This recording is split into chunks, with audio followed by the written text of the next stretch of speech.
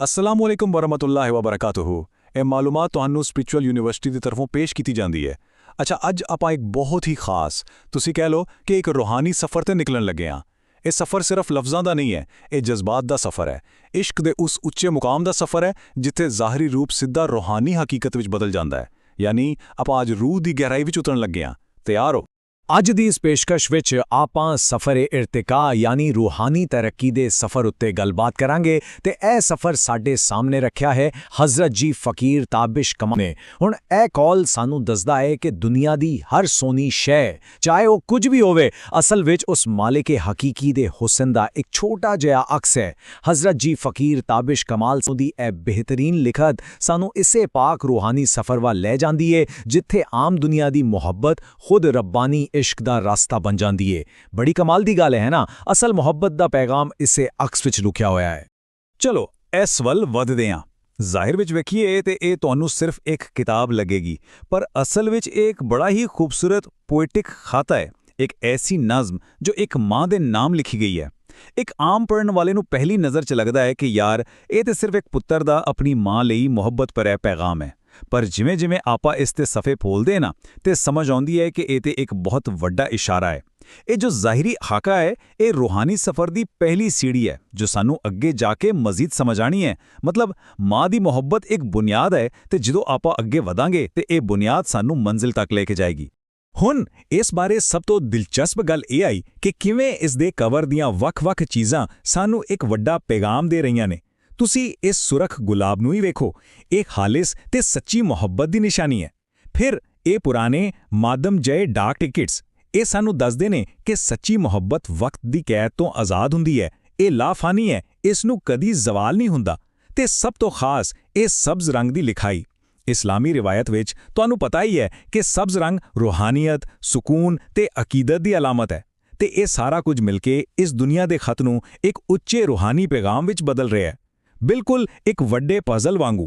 ਤੇ ਇਹ ਜੋ ਤਬਦੀਲੀ ਹੈ ਨਾ, ਇਹ ਬੜੀ ਜ਼ਬਰਦਸਤ ਹੈ ਕਿਉਂਕਿ ਇਹ ਸਾਨੂੰ ਵਿਖਾਉਂਦੀ ਹੈ ਕਿ ਕਿਵੇਂ ਆਪਾਂ ਮੁਹੱਬਤ-ਏ-ਮਜਾਜ਼ੀ ਯਾਨੀ ਦੁਨੀਆ ਦੀ ਮੁਹੱਬਤ ਤੋਂ ਨਿਕਲ ਕੇ ਸਿੱਧਾ ਮੁਹੱਬਤ-ਏ-ਹਕੀਕੀ ਯਾਨੀ ਆਪਣੇ ਰੱਬ ਦੀ ਮੁਹੱਬਤ ਵੱਲ ਜਾਂਦੇ ਹਾਂ।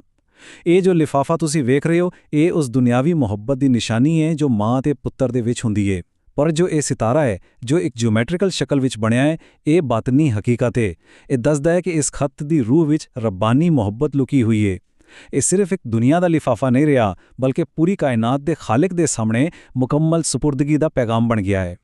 ਤੇ ਇਹ ਬੜੀ ਖੂਬਸੂਰਤੀ ਨਾਲ ਸਾਨੂੰ ਸਮਝਾਉਂਦਾ ਹੈ ਕਿ ਕਿਵੇਂ ਮੁਹੱਬਤ-ਏ-ਮਜਾਜ਼ੀ ਅਸਲ ਵਿੱਚ ਮੁਹੱਬਤ-ਏ-ਹਕੀਕੀ ਤੱਕ ਪਹੁੰਚਣ ਦੀ ਇੱਕ ਸਿਰੀ ਹੈ। ਤੁਸੀਂ ਐਦਾਂ ਸਮਝੋ, ਮਾਂ ਤੇ ਬੇਟੇ ਦਾ ਜੋ ਫਿਤਰੀ ਰਿਸ਼ਤਾ ਹੈ ਨਾ, ਉਹ ਅਸਲ ਵਿੱਚ ਖਾਲਿਕ ਦੇ ਉਸ ਹੁਕਮ ਦਾ ਅਕਸ ਹੈ ਜੋ ਉਸਨੇ ਇਸ ਕਾਇਨਾਤ ਨੂੰ ਬਣਨ ਲਈ ਦਿੱਤਾ। ਜੋ ਕਾਗਜ਼ ਤੇ ਲਿਖੇ ਗਏ ਸ਼ਾਇਰੀ ਦੇ ਹਰੂਫ ਨੇ, ਉਹ ਅਸਲ ਵਿੱਚ ਕਾਇਨਾਤ ਦੇ ਹੁਸਨ ਦਾ ਇਜ਼ਹਾਰ ਨੇ। ਤੇ ਮਾਂ ਦੇ ਨਾਲ ਲਿਖਿਆ ਗਿਆ ਇਹ ਖਤ ਅਸਲ ਹਕੀਕਤ ਵਿੱਚ ਖਾਲਿਕ-ਏ-ਕਾਇਨਾਤ ਦੇ ਹਜ਼ੂਰ ਇੱਕ ਸਜਦਾ ਹੈ। ਇਹ ਮੁਆਜ਼ਨਾ ਸਾਨੂੰ ਬੜੀ ਗਹਿਰੀ ਸਮਝ ਦਿੰਦਾ ਹੈ ਕਿ ਦੁਨਿਆਵੀ ਮੁਹੱਬਤ ਅਸਲ ਵਿੱਚ ਰੱਬਾਨੀ ਇਸ਼ਕ ਦਾ ਹੀ ਪਰਚਾਵਾਂ ਹੈ। ਅੱਛਾ, ਹੁਣ ਆਪਾਂ ਜ਼ਾਹਿਰ ਤੋਂ ਬਾਤਿਨ ਵੱਲ ਪੂਰੀ ਤਰ੍ਹਾਂ ਆ ਗਏ ਹਾਂ।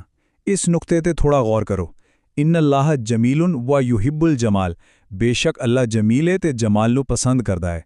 ਹਜ਼ਰਤ ਤਾਬਿਸ਼ ਕਮਾਲ ਸਾਨੂੰ ਇਸ ਸੋਚਣ ਵਾਲੇ ਦਰਵਾਜ਼ੇ ਤੇ ਲੈ ਆਉਂਦੇ ਨੇ ਕਿ ਦੁਨੀਆ ਵਿੱਚ ਜੋ ਵੀ ਸੋਹਣੀ ਸ਼ਕਲ ਤੁਹਾਨੂੰ ਵਿਖਾਈ ਦਿੰਦੀ ਹੈ, ਚਾਹੇ ਉਹ ਮਾਂ ਦਾ ਰੂਪ ਹੋਵੇ ਜਾਂ ਕੁਦਰਤ ਦਾ ਕੋਈ ਬੜਾ ਹੀ ਖੂਬਸੂਰਤ ਨਜ਼ਾਰਾ, ਉਹ ਸਭ ਉਸ ਖਾਲਿਕ ਦੇ ਹੁਸਨ ਮੁਤਲਕ ਯਾਨੀ ਉਸ ਦੀ ਐਬਸਲੂਟ ਬਿਊਟੀ ਦਾ ਸਿਰਫ ਇੱਕ ਅਕਸ ਹੈ। ਅਸਲੀ ਜਮਾਲ ਤੇ ਉਸ ਬਣਾਉਣ ਵਾਲੇ ਦਾ ਹੈ ਜਿਨੇ ਇੰਨੀ ਸੋਹਣੀ ਸ਼ਕਲ ਬਣਾਈ। ਕਮਾਲ ਨਹੀਂ? ਆਓ ਅੱਗੇ ਵਧਦੇ ਹਾਂ ਤੇ ਵੇਖਦੇ ਹਾਂ ਕਿ ਇਹ ਕਿਵੇਂ ਜੁੜਦਾ ਹੈ। ਤੁਸੀਂ ਲਫ਼ਜ਼ ਕੁਨ ਉੱਤੇ ਗੌਰ ਕਰੋ। ਇਹ ਸਿਰਫ ਦੋ ਹਰਫ ਨੇ ਜਿਨ੍ਹਾਂ ਨੇ ਇਸ ਪੂਰੀ ਕਾਇਨਾਤ ਨੂੰ ਵਜੂਦ ਬਖਸ਼ਿਆ ਹੈ। ਜਦੋਂ ਖਾਲਿਕ ਨੇ ਕੁਨ ਯਾਨੀ ਹੋ ਜਾ ਕਿਹਾ ਤੇ ਇਹ ਪੂਰੀ ਬਾਰੀ ਰੰਗੀਨ ਕਾਇਨਾਤ, ਇਹ ਰੰਗਲਾ ਫਰਸ਼ ਇੱਕਦਮ ਵਿਚ ਗਿਆ। ਪਰ ਕਦੇ ਸੋਚਿਆ ਹੈ ਕਿ ਇਹ ਸਭ ਕੁਝ ਕਿਉਂ ਹੋਇਆ? ਹਕੀਕਤ ਵਿੱਚ ਇਹ ਸਾਰੀ ਕਾਇਨਾਤ ਅਸਲ ਵਿੱਚ ਉਸ ਖਾਲਿਕ ਦੀ ਮੁਹੱਬਤ ਤੇ ਜਲਾਲ ਦੇ ਸਾਹਮਣੇ ਸਜਦੇ ਵਿੱਚ ਗਿਰ ਜਾਂਦੀ ਹੈ। ਹਰ ਸੋਹਣਾ ਨਜ਼ਾਰਾ ਉਸ ਦੇ ਹੁਕਮ ਦੀ ਤਾਕਤ ਦਾ ਪੱਕਾ ਸਬੂਤ ਹੈ ਤੇ ਉਸ ਦੀ ਰਹਿਮਤ ਦਾ ਨਿਸ਼ਾਨ ਹੈ। ਹੁਣ ਆਪਣਾ ਇਹ ਸਫ਼ਰ ਆਪਣੀ ਆਖਰੀ ਮੰਜ਼ਿਲ ਤੇ ਪਹੁੰਚ ਰਿਹਾ ਹੈ। ਇਨਲ ਹੁਕਮੁ ਇਲਾ ਲਿਲਾ ਦਾ ਪੈਗਾਮ ਸਾਨੂੰ ਸਿੱਧਾ ਦੱਸਦਾ ਹੈ ਕਿ ਹੁਕਮ ਸਿਰਫ ਤੇ ਸਿਰਫ ਅੱਲਾ ਦਾ ਹੈ। ਜਦੋਂ ਰੂਹਾਨੀ ਸਫ਼ਰ ਆਪਣੀ ਇੰਤਹਾ ਤੇ ਪਹੁੰਚਦਾ ਹੈ ਤੇ ਮੁਹੱਬਤ ਦੀ ਆਖਰੀ ਮੰਜ਼ਿਲ ਹੁੰਦੀ ਹੈ ਮੁਕੰਮਲ ਸੁਪੁਰਦਗੀ ਯਾਨੀ ਕੰਪਲੀਟ ਸਰੈਂਡਰ। ਇਨਸਾਨ ਨੂੰ ਸਮਝ ਆ ਜਾਂਦੀ ਹੈ ਕਿ ਕਾਇਨਾਤ ਦਾ ਸਾਰਾ ਹੁਸਨ, ਸਾਰਾ ਨਿਜ਼ਾਮ ਆਖਿਰਕਾਰ ਉਸ ਰੱਬ ਦੀ ਜ਼ਾਤ ਦੇ ਹਵਾਲੇ ਹੈ। ਆਪਣਾ ਆਪ ਮਿਟਾਣਾ ਤੇ ਉਸ ਦੇ ਹੁਕਮ ਦੇ ਅੱਗੇ ਸਿਰ ਝੁਕਾਣਾ ਹੀ ਅਸਲੀ ਇਸ਼ਕ ਹੈ। ਜਿੱਥੇ ਮੈਂ ਮੁੱਕ ਜਾਂਦੀ ਏ ਤੇ ਪਿੱਛੇ ਸਿਰਫ ਰੱਬ ਰਹਿ ਜਾਂਦਾ ਹੈ। ਤੇ ਸਭ ਤੋਂ ਅਹਿਮ ਨੁਕਤਾ ਇਹ ਹੈ ਕਿ ਆਪਾਂ ਇਹ ਸਫ਼ਰ ਸ਼ੁਰੂ ਕੀਤਾ ਸੀ ਇੱਕ ਮਾਂ ਦੀ ਮੁਹੱਬਤ ਨਾਲ। ਆਪਾਂ ਸਭ ਜਾਣਦੇ ਹਾਂ ਕਿ ਮਾਂ ਦੀ ਮੁਹੱਬਤ ਐਨੀ ਗਹਿਰੀ, ਐਨੀ ਪਾਕ ਤੇ ਸੱਚੀ ਹੁੰਦੀ ਹੈ ਕਿ ਇਨਸਾਨ ਉਸ ਤੋਂ ਅੱਗੇ ਕੁਝ ਨਹੀਂ ਸੋਚ ਸਕਦਾ। ਪਰ ਜ਼ਰਾ ਸੋਚੋ, ਇੱਕ ਮਿੰਟ ਲਈ ਇਸ ਸਵਾਲ ਉੱਤੇ ਗੌਰ ਕਰੋ, ਜੇ ਉਸ ਮਾਂ ਦੀ ਮੁਹੱਬਤ ਜੋ ਖੁਦ ਸਿਰਫ ਇੱਕ ਮਖਲੂਕ ਹੈ ਐਨੀ ਗਹਿਰੀ ਹੈ ਤੇ ਉਸ ਖਾਲਿਕ ਦੀ ਮੁਹੱਬਤ ਦੀ ਵੁਸਅਤ ਕੀ ਹੋਵੇਗੀ ਜਿਸ ਨੇ ਉਸ ਮਾਂ ਨੂੰ ਤੇ ਉਸ ਦੀ ਮੁਹੱਬਤ ਨੂੰ ਪੈਦਾ ਕੀਤਾ ਹੈ। ਬੜੀ ਸੋਚਣ ਵਾਲੀ ਗੱਲ ਹੈ ਨਾ? ਅਸਲ ਇਸ਼ਕ ਤੇ ਉਸੇ ਖਾਲਿਕ ਨਾਲ ਹੈ ਤੇ ਦੁਨੀਆ ਦੀ ਹਰ ਸੱਚੀ ਮੁਹੱਬਤ ਉਸ ਤੱਕ ਪਹੁੰਚਣ ਦਾ ਇੱਕ ਜ਼ਰੀਆ ਹੀ ਹੈ। ਇਸ ਨੁਕਤੇ ਉੱਤੇ ਜ਼ਰੂਰ ਗੌਰ ਕਰਿਓ ਤਾਂ ਕਿ ਇਹ ਰੂਹਾਨੀ ਸਫ਼ਰ ਹਮੇਸ਼ਾ ਲਈ ਦਿਲਾਂ ਵਿੱਚ ਵਸ ਜਾਏ।